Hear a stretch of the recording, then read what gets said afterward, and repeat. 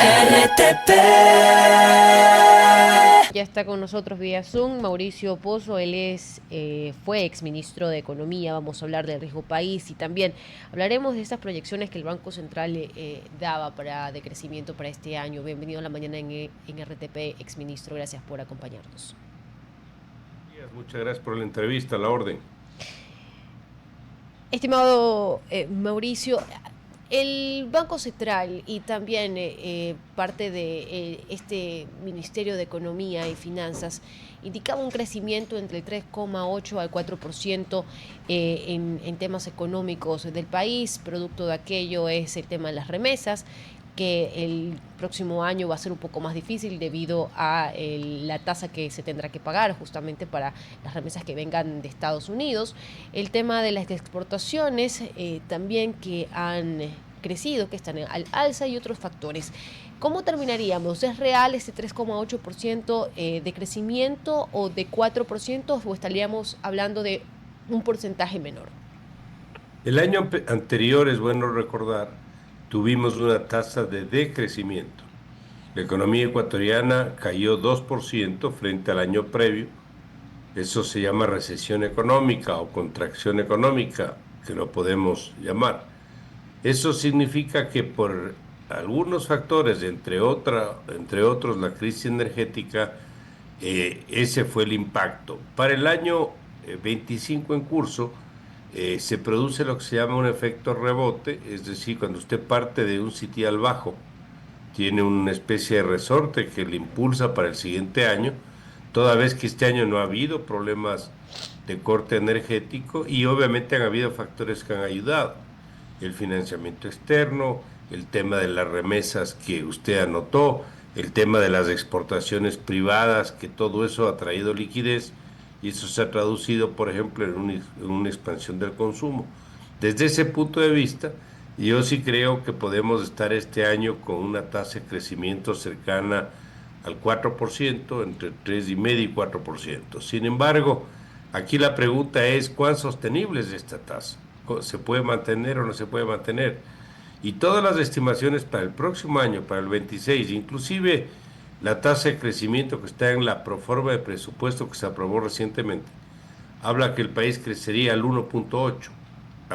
Otras fuentes hablan de 1,5, lo cual sería regresar al crecimiento histórico que hemos tenido en los últimos años, que es un ritmo que lamentablemente no permite, por ejemplo, una recuperación del empleo o una reducción sustantiva de la pobreza. A menos que se produzca algún o algunos eventos extraordinarios, como podrían ser inversiones fuertes del año próximo, que le generen liquidez inmediata y un impulso de crecimiento a la economía, como fue, recordemos, en su momento, en el año 2002, que fue la decisión y fue impulsada en el 3, el 4 y el 5, la construcción del OCP, que fue un proyecto importante en su momento, que le dio un impulso de crecimiento también importante a la economía en esos años. Así que por el momento ese es el escenario que le puedo comentar en materia de crecimiento.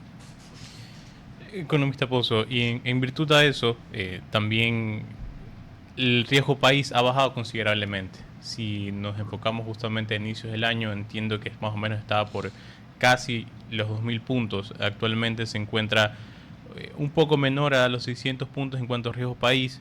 Si quisiera preguntarle a qué se debe esta reducción y por qué es beneficioso para el país. Sobre todo también primero entender un poco qué es el riesgo país y luego expandirnos. A ver, el riesgo país no es más que un indicador que se utiliza por parte de los mercados internacionales para diagnosticar la capacidad de pago fundamentalmente que tiene el Ecuador para el cumplimiento de sus obligaciones externas, para el pago de la deuda. Y este indicador incorpora también algunos factores como es algún ingreso importante para el Estado, puede ser exportaciones de petróleo o las no petroleras, incorpora otros indicadores como es la situación fiscal o el entorno político, y en base a eso se cuantifican los pesos de cada variable y se saca un indicador que finalmente es el que usted acaba de citar. En ese sentido, hay una reducción importante y eso es bueno, es favorable, pero sí es bien importante también que tengamos presente que el indicador de riesgo país es un indicador que mide esencialmente lo que les dije, la capacidad de pago de la deuda, pero que incorpore con una importancia gravitante la sostenibilidad de las finanzas públicas de mediano y largo plazo, yo le diría que no. Hay problemas que seguimos teniendo. El presupuesto fiscal tiene un déficit grande para el próximo año. Los atrasos de este año van a bordear los 4.500 millones de dólares. El rol del Estado no está definido. Las reformas como a la seguridad social no se ha adoptado. Todos esos temas parecería que para el cálculo de riesgo país no están muy incorporados, pongámoslo así. Pero eso no quiere decir, repito, que no sea favorable la reducción, porque esto lo que hace es la posibilidad, por ejemplo, de abrir mercados. Y para el presupuesto del próximo año está incorporado el que el Ecuador nuevamente pueda incorporarse al mercado internacional. Para eso yo creo que necesita que baje un poco más el riesgo país, con emisión de bonos a tasas relativamente adecuadas y no las que tendrían que pagarse si el riesgo país fuera más alto.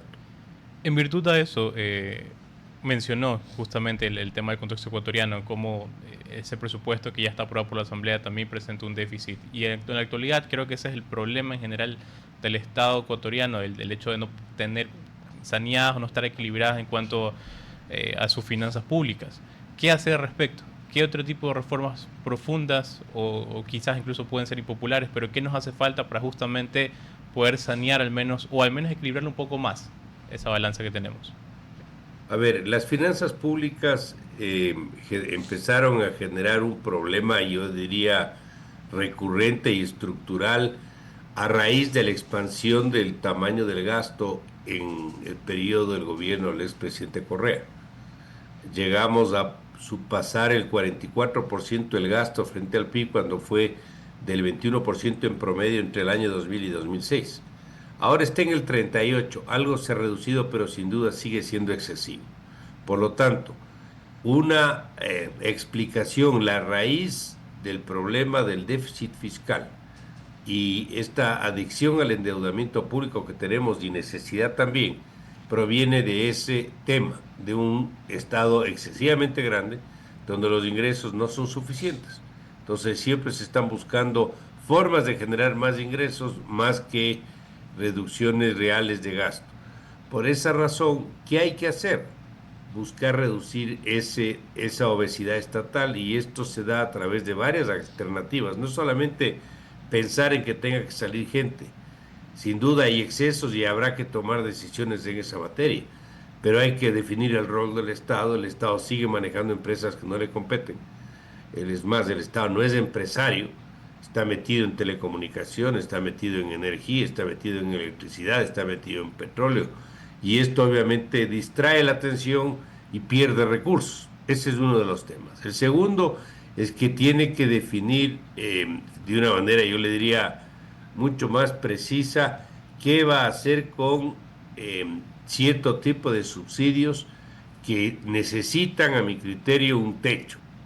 No para eliminar el subsidio, me refiero, por ejemplo, al bono no el bono, sino el aporte del Estado a la seguridad social, el 40% a las pensiones.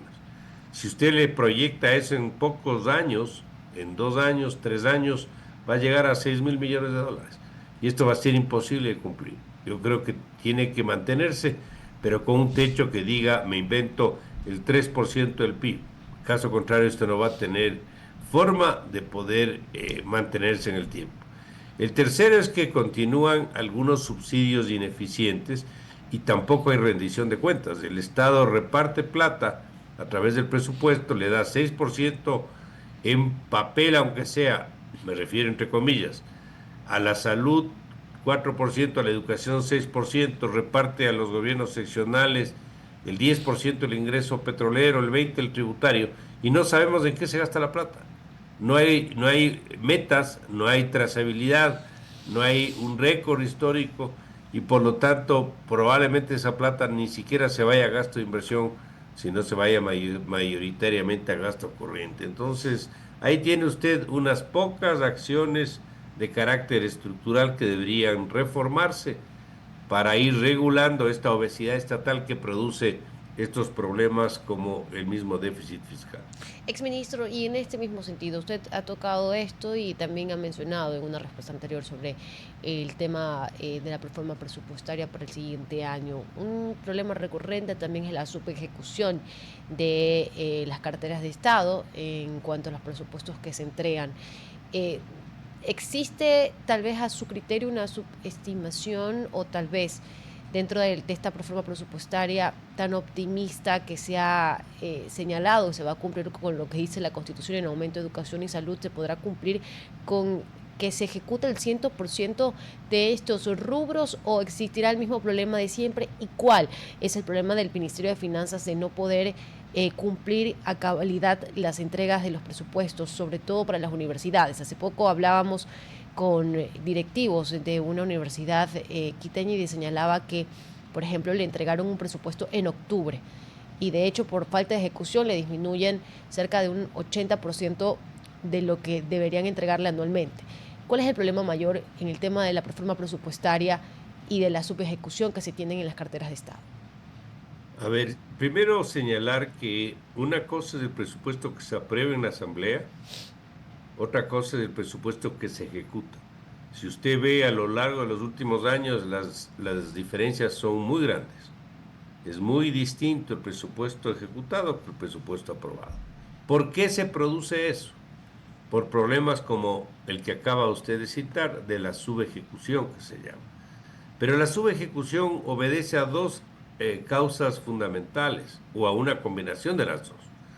La primera es que el que esté en el presupuesto no significa que haya la plata. Usted establece el presupuesto en base a cierto comportamiento de ingresos. Por ejemplo, va a entrar tanto por el ingreso petrolero, porque el precio asumimos que va a ser en promedio este y la producción va a ser esto.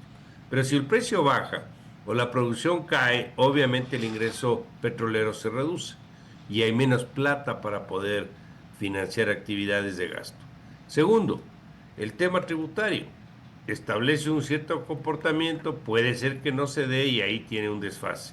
Y el tercero, la deuda, el financiamiento. A veces los financiamientos se demoran por razones varias y tampoco hay los recursos suficientes.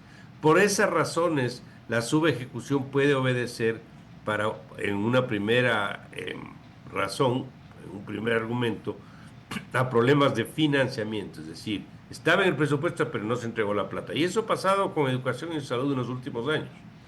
La Constitución lo obliga a registrar el 6% o el 5%, pero en la práctica usted, me refiero como Ministerio de Economía, no reparte esa cifra, sino lo que le alcanza, porque no tiene más recursos. Esa es una primera razón. Y la segunda es que hay un problema de gestión y de administración, que usted les entrega la plata y no se pueden gastar, porque faltó el proyecto, porque no estaba debidamente justificado el egreso, porque la factura tuvo defectos, por las razones que hayan sido, usted no ejecuta. O la puede ser la combinación de las dos cosas. Eso ha pasado antes, sigue pasando y no dudo que seguirá pasando en el presupuesto del año 26. Porque para corregir eso hay que mejorar temas de mucho fondo, como es, por ejemplo, la propia gestión del Estado. El Estado es ineficiente, no trabaja al ritmo que necesita ni en la forma que lo debe hacer. Ahí tiene usted los problemas en salud, por ejemplo, que probablemente es de los sectores más complicados y donde hay lamentablemente también los mayores niveles de corrupción. Entonces, si usted no mejora esos temas de fondo, a veces inclusive teniendo la plata, no lo va a poder ejecutar al 100%. La ley le obliga que cuando llega fin de año, 31 de diciembre, y no se han gastado, usted les debita automáticamente. Y esa plata pasa, eso lo obliga, no es que el Ministerio de Economía se apropie, le obliga la norma, la Constitución. Eso pasa a la cuenta única del Tesoro, que se llama, y obviamente eso termina siendo más liquidez para el Estado para cumplir N obligaciones. Tengo entendido, y ahí tengo un vacío legal todavía, de que en el caso de la salud, perdón, del sector educativo no hay cómo debitar. Es decir, no es que usted le puede debitar la cuenta. Sin embargo, eso no quita el problema que estamos comentando. El problema del financiamiento y el problema de la falta de gestión. Tiene que entenderse que el Ministerio de Economía no es que reparte la plata a los sectores como quiera. No, la ley le obliga. Hay normas que dicen usted tiene que darle tanto a esto, tanto a esto otro, tanto a esto otro. Y ahí se producen, como explico, los otros problemas que lamentablemente son recurrentes. Exministro, le agradecemos muchísimo por habernos acompañado y haber respondido nuestras preguntas. Estoy a la orden, muchas gracias. Muchas gracias a usted. RTP